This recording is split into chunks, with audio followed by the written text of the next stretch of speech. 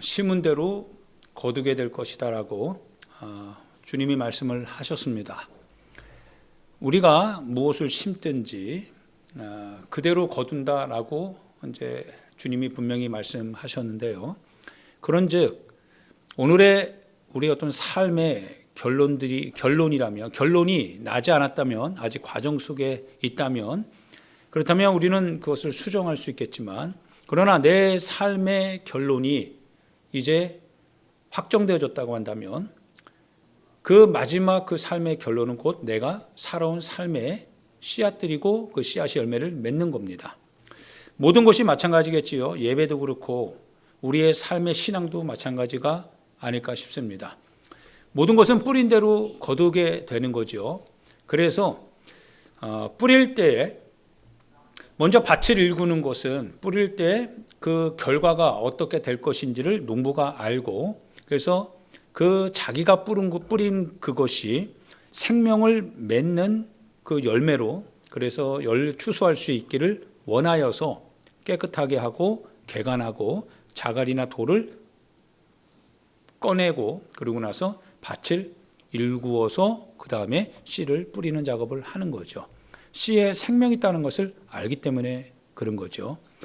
남의 밭에는 실은 하지 않습니다. 남의 밭은 내 것이 될 것이 아니다라는 것을 알기 때문에, 그래서 내 영혼이라면, 그리고 내 삶의 기업이라면, 내 가정의 자녀요, 그리고 식구들이라고 한다면 분명히 그것이 내가 추후에 맺게 될 열매라고 하는 것을 알기 때문에 잘 뿌려가야 되겠죠. 그리고 잘 개간해 가야 됩니다. 영적으로 개간하고 잘 뿌린다라고 하는 건 무엇일까요? 그것은 실은 말씀대로 사는 것이고, 그리고 말씀대로 살기 위하여서 기도하는 것이죠. 기도를 뿌리지 않고요, 말씀을 뿌리지 않으면 거둘 때도 아무것도 없죠. 그것은 열매 맺지를 못하겠죠. 그래서 그 씨를 뿌리는 것 같아도 믿지 않고 뿌리는 그 씨앗들은 실은 생명이었기 때문에 결국 땅에 묻는 순간 썩어서 없어지고 말겠지만, 그러나 믿음을 갖고, 그래서 그것이 반드시 열매를 맺을 것이다라는 확신을 가지고 이제 땅에다 심게 되면, 믿음을 통하여서 주님이 열매 맺게 하신다고 하셨으니까요, 믿음으로 말미암아 그 생명의 씨앗이 열매를 맺히게 되겠죠. 농부는 기대를 갖고 있죠. 그 씨앗이 어떤 열매를 맺게 될지에 대한 기대와 그리고 희망을 갖고, 그러고서 자신의 삶을 이제 살게 되는 거겠죠. 신앙도 마찬가지죠. 신앙 안에서 우리 영혼에 대하여서 반드시 거두어야 될 때 거둘 것이 있어야, 그래야 그 인생이 성공한 인생이 되지 않을까 싶습니다. 반드시 심은 대로 거둔다라고 하는 이 말씀을 잘 기억하고, 우리가 과정 속에 있다고 한다면 그 과정 속에서 우리는 열심히 그 열매 맺을 때까지, 그 열매를 추수할 수 있도록 잘 기도하고 신앙생활을 잘 해 나가야 될 것 같습니다. 진지하고 그리고 경건하게, 그리고 우리 자신이 정말 진심을 다하여서, 마음을 다하여서, 하나님이 살아계시니까, 살아계신 하나님의 그 성품이 전능하시고 은혜를 베푸시는 데에 신실하시니까, 그걸 우리가 알기 때문에, 믿기 때문에 그게 생명이죠. 그래서 그것을 우리가 잘 갖고 나가야 됩니다. 섬겨 드려야 됩니다. 그래서 열매를 맺어 나가야 됩니다. 사랑하는 여러분, 성경이 먼저 인간의 이야기를 하지 않지요. 창세기를 보면 하나님께서 천지를 창조하시니라 라고 말씀을 하십니다. 성경의 첫 번째는 하나님이 하시는 거고, 마지막에도 마찬가지죠. 내가 속히 오리라 라고 하시는 하나님의 말씀으로 실은 성경은 우리에게 소개하고 있습니다. 성경이 이 천지를 창조하실 때요, 주님이 보시기에 참으로 좋았다라고 하시면서 모든 자연 세계의 질서를 주님이 만들어 주시는데, 그 원리는 뭐냐면 생육하고 번성하는 겁니다. 그리고 땅에 충만하라 주님 말씀을 하셨습니다. 생육하고 번성하여 땅에 충만하라라고 하는 것이 하나님의 창조의 원리고 원칙입니다. 그게 오늘날 이 시대를 살아가는 모든 피조물에게 있어서 목적이 되고 목표가 되는 겁니다. 우리가 부하게 되는 거, 우리가 풍성하게 되는 거, 우리의 삶이 번창하게 되는 거, 우리의 삶을 통하여서 영향력 있게 그와 같은 무엇인가 이로움을 끼치는 거, 그것은 하나님의 원리입니다. 하나님이 우리 가운데 허락해 주시는 원칙입니다. 우리는 그렇게 해야 됩니다. 그래서 그렇게 해야 되기 때문에 그렇게 하기 위하여서 우리는 그 하나님의 이 복이라고 하는 말씀을 꽉 부둥켜 잡고 바로 오늘을 신앙생활 해야 됩니다. 그게 우리의 책임이면서도 우리가 누려야 될 권리입니다. 하나님이 우리에게 주신 권리입니다. 너는 생육해라. 너는 번성해라. 너는 땅에 충만하라. 하나님이 우리에게 주신 권리입니다. 그 권리를 가지고 우리는 누려야 됩니다. 그런데 과정 속에 보면 분명히 다윗 같은 경우도요, 하나님께서 이스라엘의 왕의 그 같은 가장 위대한 왕으로서 하나님께서 책봉을 하시고 그분이 기름 부으시고 그분이 그를 통하여서 이 땅에 대하여서 가장 위대한 왕으로서 세우신다고 하셨지만, 그러나 결국 하나님의 약속이 있었던 다윗이라 할지라도 사울 왕의 시대 속에서 그는 굉장히 유랑하는, 즉 고통 가운데 떠돌아 다녀야 되는 척박한 삶의 환경 속에서 고통해야만 되는 그 과정을 거쳤습니다. 그렇다고 해서 약속은 폐기되지 않았습니다. 다윗은 그 약속을 가지고 있었고, 약속을 가지고 있는 다윗이 환경을 볼 때 아니 환경이 왜 이래? 라고 말하지 않았습니다. 환경은 그럴 수 있었습니다. 환경은 그럴 수 있었지만, 그러나 환경을 통하여서도 꺾을 수 없는 그와 같은 하나님의 약속이 다윗을 견뎌내게 했습니다. 인내하게 했습니다. 그리고 결국은 하나님께서 다윗을 이스라엘의 왕으로 세워주셨습니다. 하나님의 섭리이지요. 우리가 잘 알고 있는 모세도 마찬가지죠. 모세의 삶을 통하여서 우리가 이렇게 들여다보면 모세가 하나님 앞에 탄식을 합니다. 하나님 앞에 하소연을 합니다. 하나님, 내가 이 60만 더 되는 이 사람들을 내가 뭔 힘으로 먹일 수 있습니까? 내가 그들을 이끌어가는 내가 하나의 부모입니까? 내가 그들을 낳았습니까? 내가 그들을 길러야 될 책임이 내가 왜 있습니까? 라고 하면서 불평하고 원망하던 그 백성들을 향하여서 하나님 앞에 모세는 그렇게 탄원을 하기도 했습니다. 이스라엘 백성들, 하나님의 지도자로 하나님의 뜻에 의하여서 그들을 끌고 나왔지만 광야 가운데 그들을 어떻든지 간에 가나안 땅으로 들여보내기 위하여서 그들을 인솔해 나가고 있지만, 그러나 그것이 소위 말하면 그가 어떤 이득을 얻기 위하여서 스스로 취했던 바는 아니었습니다. 하나님의 뜻에 순종했고요. 하나님이 그렇게 하라고 하셨으니까 그렇게 그들을 이끌고 나왔는데, 그런데 상황은 탐탁치 않았습니다. 이스라엘 백성들은 오히려 왜 우리를 끌고 나왔느냐라고 하면서 불평하고 원망하고 모세에게 대들기도 하고 죽이려고 달려들기까지 했습니다. 모세의 입장에서는 오히려 마음이 좋지 않았겠죠. 하나님, 내가 이들에 대해서 무슨 책임이 있다고? 내가 이들에 대하여서 무슨 내가 얻을 게 있다고? 왜 이들이 나를 죽이려고 하고 나에게 뭐 먹을 걸 달라고 하고 마실 걸 달라고 하고 그럽니까? 내가 무슨 힘이 있습니까? 충분히 이해할 만하지만 하나님께서 모세를 통하여서 말씀을 하시죠. 그리고 반석을 쳐서 물이 나오게 하고 하늘에서 이제 그 새벽 아침마다 이슬이 맺힐 때 같이 만나를 내리게 하시고, 그리고 동풍이 불게 하셔서 그래서 이스라엘 땅 그 사방에 메추라기 고기 떼를 한 달 동안 내리게 하십니다. 그래서 결국은 모세는 하나님의 위대한 영도자가 되게 되죠. 하나님의 섭리의 과정 속에는 분명히 어려움이 있었던 것도 사실이고, 그리고 하나님 앞에 원성할 수밖에 없는 그와 같은 상황도 있었던 것도 사실이지만 결국에는 하나님이 하시는 거더라 이거예요. 그 모세 안에는 하나님의 약속이 있었던 것이고, 하나님이 그렇게 하겠다라고 하는 주님의 그 말씀에 확고함이 있기 때문에 그 말씀이 그들의 삶을 이끌어서 결국은 삶의 결과로 마무리 짓게 하시더라 이 사실이죠. 오늘 여러분이 읽은 이와 같은 이 야곱의 생애 속에 일어나는 한 사건인데, 야곱이 12 아들을 낳았죠. 그리고 딸 하나가 있습니다. 디나라고 하는 딸이 어느 날 히위족속이라고 하는 이방인의 마을에 들어가게 되고 거기서 하몰의 아들 세겜이라고 하는 추장, 그 추장의 아들이 그 딸 디나를 보다가 그 디나를 겁탈하게 됩니다. 겁탈했다라고 하는 이 사실을 인하여서 그 야곱의 집안이 난리법석이 나죠. 형제들이 분노하게 됩니다. 특별히 디나는 레아의 딸이기 때문에 레아의 아들이었던 시므온과 레위가 특별히 더 분노를 일으키게 됩니다. 아버지도 물론 걱정이 되지 않는 건 아니었어요. 내 딸이 이방인의 땅에서 겁탈을 당하는데 아버지가 아무것도 할 수 없다라고 하는 것이 아마 굉장히 고통스러웠겠지요.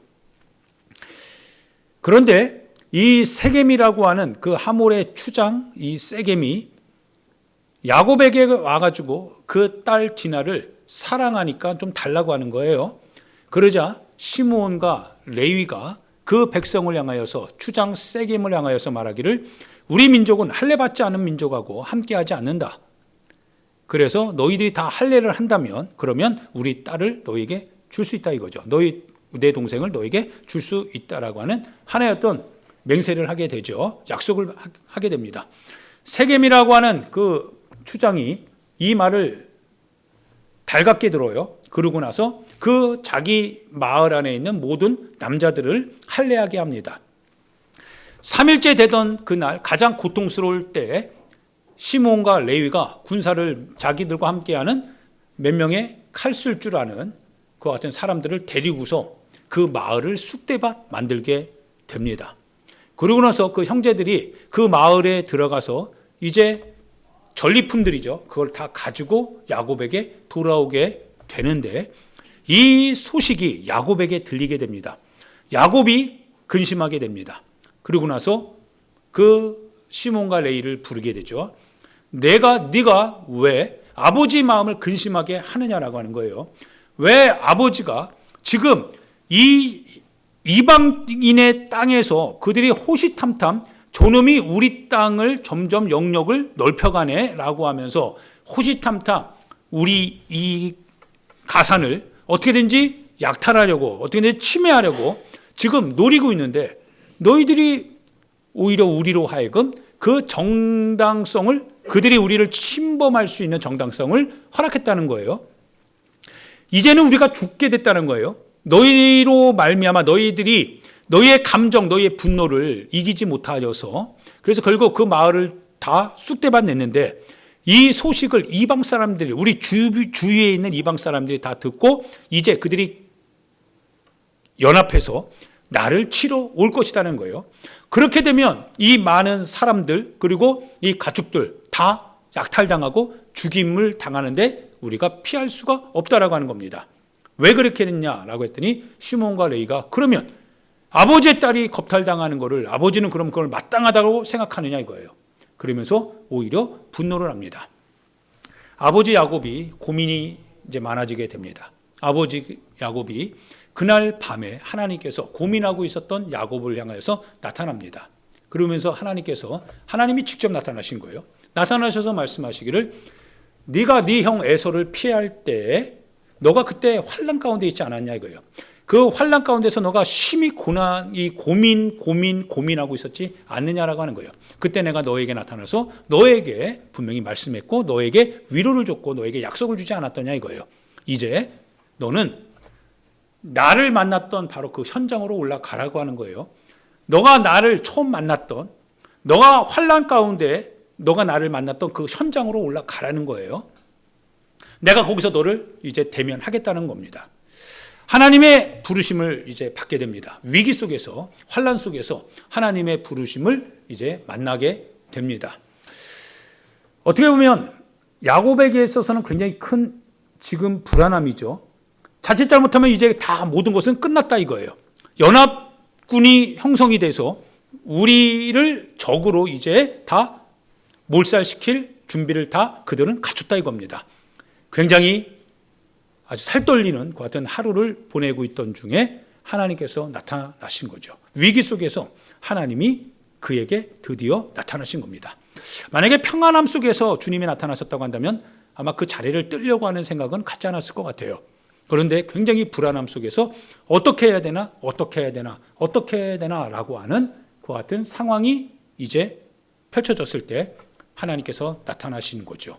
그러고서 뭐라고 하시냐면 너가 처음 주님을 만날 때 그 현장으로 올라가라는 거예요. 너 어떻게 주님을 만났냐 이거죠. 내가 너를 언제 만났냐 이거예요. 내가 너를 만나게 됐던 그 시점은 어디였느냐 이거예요. 그 약속의 현장으로 가라는 거예요. 그 현장에서 너 얼마나 절실했냐 이거예요. 너 얼마나 간절했냐 이거예요. 너 얼마나 불안함 속에서 너의 동행자가 한 명도 없었을 때 너를 위로하는 동행자 그 하나님이 너가 얼마나 필요했었더냐 이거예요. 그때 내가 너와 함께하지 않았더냐 이거예요. 바로 그 현장으로 올라가래요. 위기를 만나면 현장으로 가야 되죠. 우리가 어떤 위기를 만나면 반드시 그 주님을 만날 수 있던, 아니 내가 주님을 만난 게 아니에요. 주님이 나를 만나 주셨던 바로 그 현장입니다. 내가 잘난 것이 있어서 내가 주님을 만나겠다 그 현장이 아니라 주님이 도무지 내 인생에 있어서 갈 길을 내가 찾지 못했을 때, 모든 것이 다 꽝꽝 막혀 있었을 때 이제 어떻게 해야 되나 그 일을 생각하지 못했을 때 그때 하나님이 나를 만나 주셨던 바로 그 현장으로 올라가야 된다는 거예요. 하나님이 그걸 또 원하시는 겁니다. 그 현장으로 오라는 거예요. 지금의 모습은 아니다는 거예요. 다 야곱이 그걸 딱 알아요. 아 그래, 하나님 앞에 올라가야 되겠다. 하나님 앞에 올라가야 되겠다라고 하면서 이제 다음의 말씀을 들어보니까 올라가지 않으면 안 될 수밖에 없는 상황이더라 이거예요. 그리고 반드시 올라가야 될 필요가 있더라 이거예요. 왜 그러냐? 2절에 보니까 야곱이 이에 자기 집안 사람과 자기와 함께한 모든 자에게 이제 말을 하게 되는데요. 너희 중에 있는 이방 신상들을 버려야 된다는 거예요. 이방 신상들이 있다는 거예요. 지금 무엇인가 그들의 삶의 현장, 자기 주변에 자기와 함께하는 그와 같은 친족뿐만 아니라 가족 가운데에 이방 신상들이 있다는 거예요. 근데 야곱이 몰랐을까요? 아니까 이 얘기하는 거죠.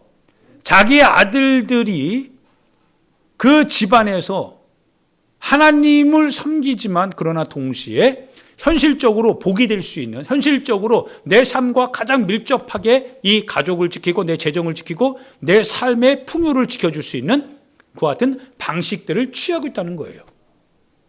근데 그것을 야곱도 알고 있어요. 야곱이 알았지만 그러나 뭔가 그냥 간과하고 있었던 겁니다. 에이, 언젠가 뭐 정리하겠지. 저 정리해야 되는데, 저렇게 하면 안 되는데, 그런데 내가 굳이 그렇게까지 간섭할 필요가 있을까? 자기의 삶 아닐까? 자기의 모습 아닐까? 그리고 현실을 살아가기 위해서 그들이 선택한 그 같은 방식 아닌가? 그러면서 그거를 야곱은 알고 있었지만 내버려 뒀다는 거예요. 그냥 함께 갔다는 거예요.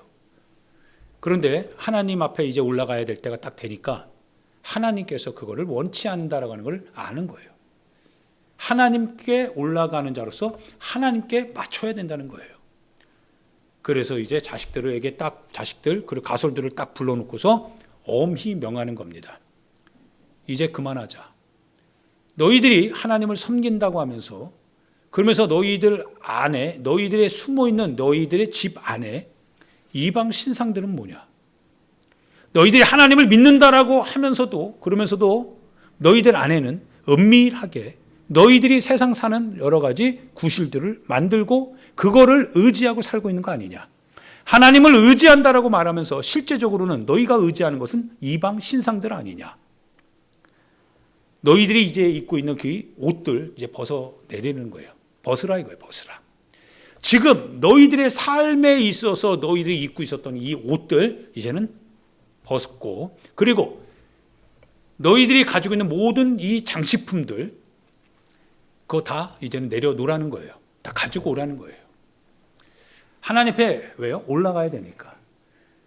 지금 하나님이 도와주시지 않으면 아무것도 할 수 없거든요. 그러면 하나님이 도와주시지 아니하면 아무것도 할 수 없다면 하나님이 도와주시는 방식을 따라서 우리는 가야 되니까요.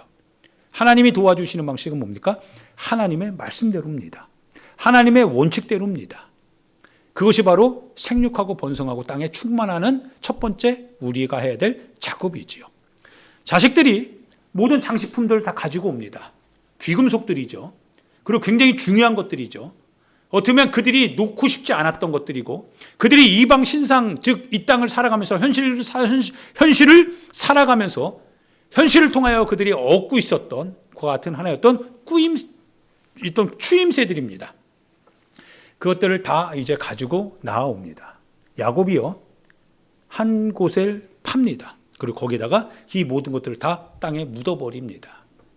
묻어버리니까 가치가 없죠. 더 이상 아무 가치 없습니다. 가지고 있을 때는 가치가 있었습니다. 그런데 묻어버리니까 아무 의미 없더라 이거예요. 그냥 고철에 불과하고 그냥 세상적인 거에 불과하더라 이거예요. 그래서 이제는 홀가분하게 나아갑니다. 홀가분하게 나아가는데 여전히 주변에 이방 민족들은요 기세등등하고 위협적이죠. 살기가 느껴집니다. 죽이려고 합니다. 그런데 놀라운 것은요 그들을 돈으로도 매수할 수 없었어요. 가축을 준다고 해도 매수할 수가 없습니다. 왜? 이미 그들은 야곱의 이 모든 것을 이제는 죽이기로 결정을 했기 때문에 그러하겠죠. 그때 야곱이 모든 가축들과 그리고 자기 식솔들을 다 데리고 이제 베델로 올라가는데요. 어떤 일이 벌어지냐면 기적이 벌어지죠. 가진 거 뺏길까 봐 두렵고 그것 때문에 안절부절 못했던 그 같은 모습들이었는데 그거를 다 땅에 묻어두고 주님의 말씀을 따라 부르신 그 현장으로 올라가니까 오히려 주변 이웃 민족들이요 두려움에 휩싸이는 거예요. 누가 하시는 거예요? 하나님이 하시더라 이거예요. 내가 하려고 했을 때는요 두려움밖에 없었는데 하나님께서 하시기 시작하니까요 오히려 하나님께서 그들을 두렵게 하시더라 이거예요. 아무도 못 건듭니다. 하나님이 하시니까 아무도 못 건들더라 이거예요. 언제까지요? 주님이 부르시는 그 현장에 올라갈 때까지요. 사랑하는 여러분, 만약에 이 어려운 사건이 일어나지 않았다고 한다면 이 야곱은 그냥 그대로 그 안에 있었을 겁니다. 그냥 거기에서 그 자기 자식들이 우상숭배하고 현실적으로 타협하며 사는 그 모습들을 보면서도 저러면 안 되는데, 신앙생활 저렇게 하면 안 되는데, 그냥 간거하고 하나님을 섬겼을 터이지만, 그런데 이 사건을 통하여서 하나님은 그를 정결하게 하기를 원합니다. 하나님이 하나님 되심을 그에게 알리기를 원하시는 거예요. 믿을 것은 세상이 아니라 너의 하나님 여호와 바로 주님이시라고 하는 사실을 이 사건을 통해서 실은 알리기를 원하시는 겁니다. 그리고 야곱은요, 이 사건을 통해서 불안에 휩싸였던 야곱은 하나님의 부르심 앞에 이제 하나의 희망을 발견하게 되는 거고, 옛날에 나를 만나주셨던, 내가 신앙생활을 할 수 있도록 나를 기다려줬고 나를 만나주셨던 그 하나님 앞에 다시금 새롭게 할 수 있는 계기를 만들게 되었습니다. 그리고 야곱은 올라갑니다. 사랑하는 여러분, 주께로 올라가야 됩니다. 그리고 주께로 올라가기 위하여서 반드시 우리의 발을 꽉 붙잡게 하고 있는 이런 세상 현실의 장식품들, 우상 숭배하는 그와 같은 모든 우상 신상들을 다 버려야 됩니다. 내려놔야 됩니다. 그거 꽉 잡고 가면 나아갈 수가 없습니다. 하나님 앞에 올라갈 때 하나님께서 그 과정을 이끌어가기 시작합니다. 왜? 하나님 앞에 예배드리러 가는 하나님의 사람을 하나님이 지켜주셔야 되니까요. 아무것도 없는 그들이 현실 속에서 살아가기 위하여서는 현실을 감당할 수 없기 때문에 감당할 수 있게 주님이 책임져 주셔야 됩니다. 이것이 바로 우리가 가지고 있는 신앙의 비밀입니다. 하나님을 믿고 하나님을 의지하고 하나님의 그와 같은 도우심을 간절히 사모하여서 하나님이 나의 힘이 되시고 나의 능력이시고 나의 삶의 유일한 길잡이이십니다라고 하는 믿음을 고백하고 내가 가지고 있었던, 내가 삶을 살고 있었던 많은 처세술들을 내려놓기 시작한다면 하나님께서 나를 주님을 예배할 수 있는 그 현장으로 이끌어 갈 것입니다. 그가 누구십니까? 여호와 하나님이시고 생육하고 번성하여 땅에 충만하라고 약속하셨던 바로 그 창조주 우리 하나님이십니다. 하나님께서 11절에 말씀하시기를, 9절에 보니까 야곱이 밧단 아람에서 돌아오매 하나님이 다시 야곱에게 나타났다라고 표현을 하십니다. 하나님이 다시 나타났다는 거예요. 그전엔 뭡니까? 그전엔 실은 신앙생활을 하는 것 같았지만 그러나 어떻게 보면 하나님의 마음이 굉장히 어려웠을 것 같습니다. 적당한 선이었거든요. 적당한 선에서 이것도 아니고 저것도 아니고 갈팡질팡, 이것 취하고 아쉬우면 저것 취하고 현실과 적당한 선에서 타협하고 믿음으로 고백하며 믿음으로 결단하며 믿음으로 하나님이 부르시는 그 현장으로 나아가기에는 너무나 많은 것을 가지고 있었기 때문에 여전히 나아가고자 하는 마음은 있지만 행동하지 못했던, 그래서 실은 하나님이 그의 삶에서 적극적으로 역사하기에는 굉장히 불편할 수밖에 없었던, 근데 주님이 위기를 만날 때 그를 부르시더라 이거예요. 이제는 자기가 죽게 됐다라고 하는 상황을 알게 되었고 자기가 가지고 있는 거 싫은 거 다 의미 없거든요. 왜? 다 뺏길 거니까요. 죽으면 무슨 소용이 있겠냐. 그들이 다 가져갈 것인데 아무 의미 없다. 필요 없다. 이제 중요한 거는 사는 것이 문제다. 그래서 자기에게 모든 것들을 다 내려놓았을 때 하나님은 그를 살려주시고 살게 하시는 그 현장으로 그를 이끌어 가시더라 이거예요. 근데 그 현장은 약속이 있었던 현장입니다. 바로 그 장소는 바로 그가 하나님을 만나게 되었던 바로 그 현장이었습니다. 거기에서 주님이 다시 나타나시고, 그러고 나서 주님이 나타나셨다라고 하는 의미는 무엇이냐면 내가 너를 복되게 하시겠다는 겁니다. 이제 하나님의 복을 주시겠다는 거예요. 하나님께서 11절에 보니까 하나님이 그에게 이르시되 나는 전능한 하나님이랍니다. 내가 전능하다는 거예요. 전능한 건 세상이 아니라는 거예요. 내가 전능한 하나님이다. 너가 말씀을 듣고 여기 왔는데, 결단하고 여기 왔는데 너를 부르신 이가 누구시냐? 전능하신 하나님이시다라고 하는 거예요. 전능하신 하나님이 내가 너에게 복을 주는데 생육하고 번성하게 하겠다는 거예요. 바로 그 백성이 너로부터 나오게 될 것이라는 거예요. 너가 그 출처가 되게 될 것이다라고는 사실입니다.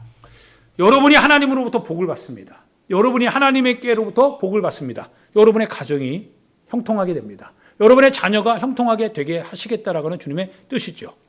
그러나 내 자신이 막힌다면, 내 자신이 복의 통로를 막고 서 있다면, 그래서 여전히 바단아람에서 하나님이 부르시는 복의 현장이 될 수 있는 그 현장으로 하나님께서 우리를 부르시는데도 불구하고 나는 여전히 내 삶의 현장에 내 발을 안착하고 내가 가지고 있는 삶의 처세술을 가지고 세상 현실을 살아가는 나의 많은 여러 가지 가산, 거기에 내 마음을 쏟고 그러면서 한 발짝도 움직이지 않는다면 곧 위협이 다가오게 될 것이고 공궁이 찾아오게 될 것이고 두려움이 찾아오게 될 것입니다.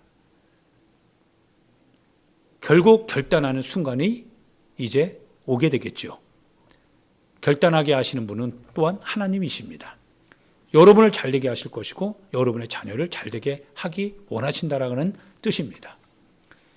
그러고 나서 이 야곱은 결단하기 시작했던 거죠. 야곱이 결단했습니다. 야곱은 결단했습니다. 어물쩡어물쩡 넘어갔던 그 야곱이 두루뭉실 그만하면 되겠지라고 생각하면서 하루하루를 살아갔던 그 야곱이 드디어 결정합니다. 다 불러 모아놓고 이제는 정리하자.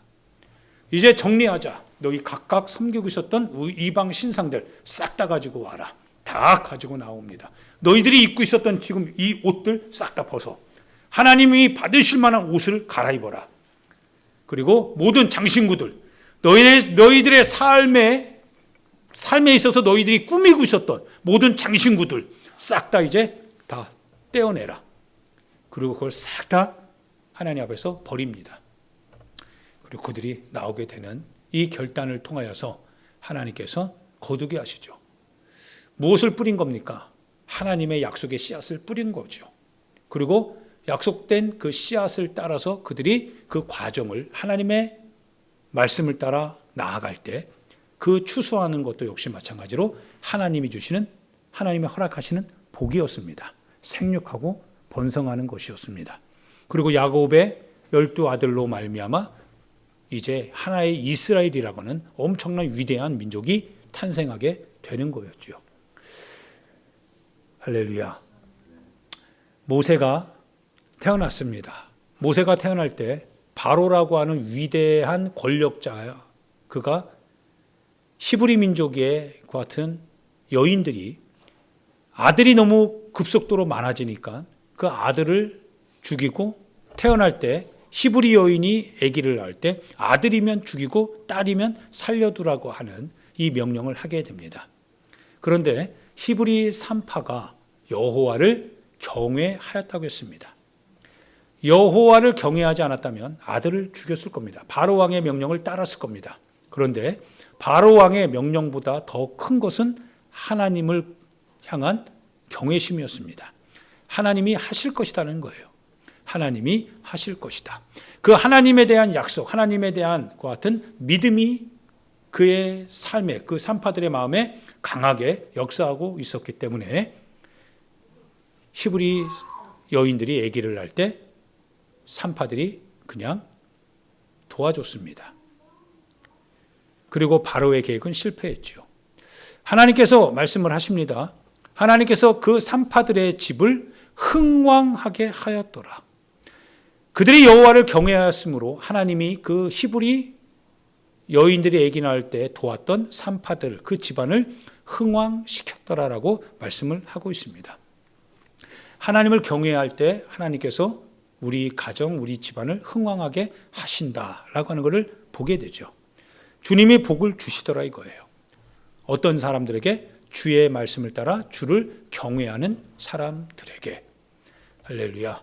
사랑하는 여러분, 굉장히 어려운 시간을 보내고 있었지만 그러나 하나님께서는 바로 이스라엘 백성들을 모세를 통하여서 이제 끌고 나올 그 계획을 실행하기 위하여서 그 어려운 환경 속에서도 여호와를 경외할 줄 알았던 그 두 여인, 그 집안을 흥왕하게 하였던 이 사건을 성경은 우리에게 알려주고 있습니다.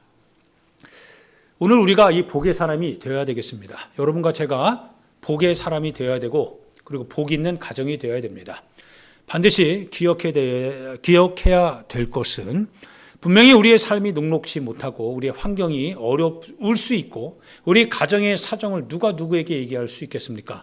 홀로 끙끙거릴 수밖에 없는 형편이라 할지라도 하나님이 그것을 보고 계신다면, 전능하신 하나님이 그것을 알고 계신다라고 한다면 우리가 능력이 없고 우리가 한계에 처하여서 우리가 너무나 이것을 갈팡질팡할 수밖에 없는 공공 가운데 빠져나올 수 없어서 고통하고 있다고 한다면 그분은 전능하신 하나님이시다라고 하셨습니다.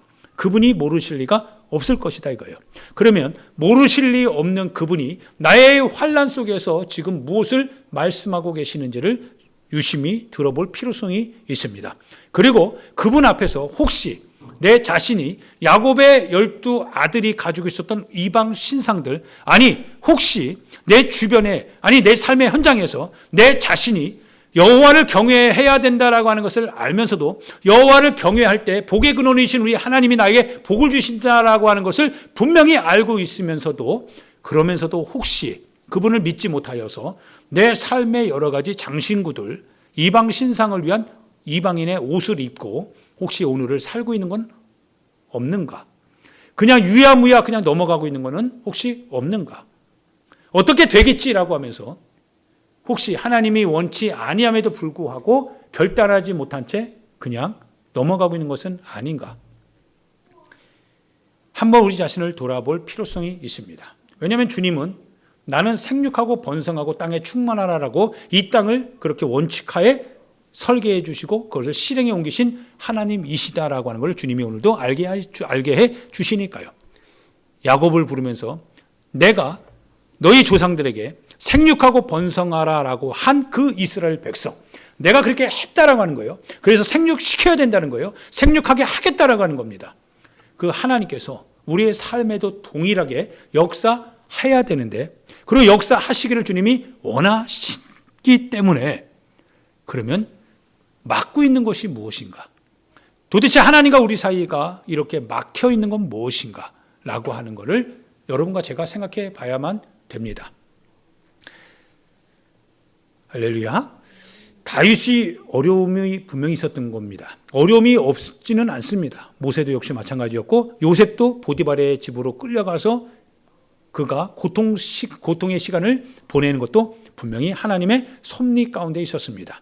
그러나 우리는 알고 있습니다.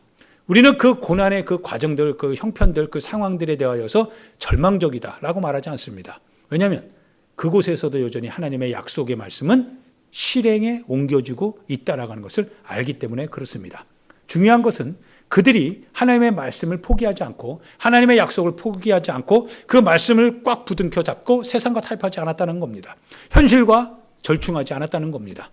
이방 신상들을 이렇게 흙깃하면서 세상 사람들이 입고 있는 그 옷에 자기 자신들의 옷을 바꿔 입지도 않았다는 겁니다. 그저 주님이 원하시는 대로, 주님이 뜻하시는 대로, 환경은 좀 그렇다 할지라도 그러나 결국은 주님은 전능하신 하나님이요 생육하고 번성하라라고 말씀하시며 그 말씀하신 그분이 바로 이 땅의 모든 환경들을 그렇게 질서의 원칙을 따라 이끌어 가시고 계시는 하나님이라고 하는 사실을 알고 있기 때문에 우리는 그 하나님을 향한 그 약속, 그분의 성품을 향한 그 약속, 그분의 뜻을 향한 그 약속, 그것을 붙잡고 오늘을 살게 된다면 바로 그 이스라엘의 조상들이 열매를 거뒀던 그 열매가 여러분과 나의 삶에도 동일하게 맺혀질 것을 우리는 확신합니다. 그것을 확신하기 때문에 실은 오늘도 우리는 신앙생활을 할 수 있게 되는 겁니다. 할렐루야. 복의 근원이 됩시다. 복의 사람이 됩시다. 생육하고 번성하라고 하시는 하나님의 약속을 우리는 붙잡고 갑시다. 하나님이 말씀하시는 분입니다. 사람이 말하는 게 아닙니다. 하나님이 하신 겁니다. 하나님이 약속을 하셨습니다. 천지가 지어지기 전, 인간이 창조되기 전 하나님이 약속을 하신 겁니다. 생육하고 번성하여 땅에 충만하라. 땅에 충만해야 된다. 땅에 충만해야 된다. 하나님의 약속입니다. 그 약속이 성취되어야만 합니다. 하나님의 약속이기 때문에 그렇습니다. 하나님의 약속을 부둥켜 잡읍시다. 포기하지 마십시오. 하나님의 약속을 부둥켜 잡고 주님을 만날 수 있던 바로 그 현장, 주님이 나를 만나 주셨던 그 현장, 그 현장으로 올라가야 됩니다. 우리의 발걸음을 올라가지 못하게 하는 많은 붙잡고 있는 것들 좀 끊어냅시다.